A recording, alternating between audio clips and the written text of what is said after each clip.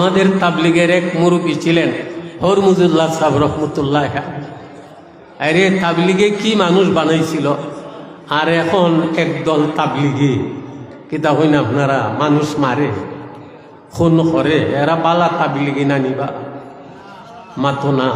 রাতের অন্ধকারে 3টার সময় দাইয়া এইভাবে নির্মমভাবে তাদের শহীদ করছে। আর আগে কি বানাইছিল হরমুজুল্লাহ সাহেব রহমতুল্লাহ আলাইহি।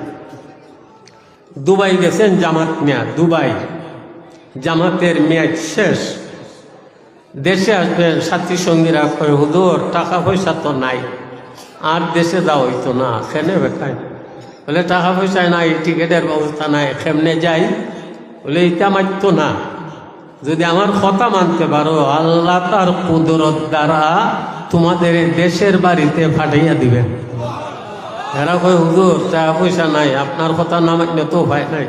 বলে ঘরের ছাদের উপরে উঠো আর চক্ষু বন্ধ করো, আমি না বলা পর্যন্ত চক্ষু খুলবে না।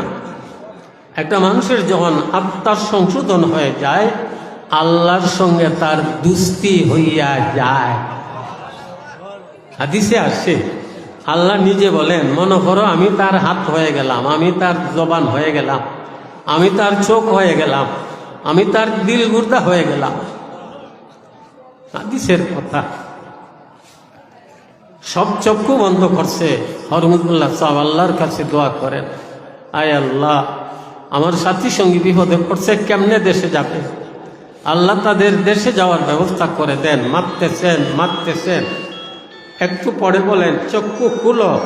তারা চক্ষু খুললে দেখে ঢাকার কাকরাইল মসজিদের ছাদের উপরে আইয়া গেছে। আরো জোরে করে বাচ্চা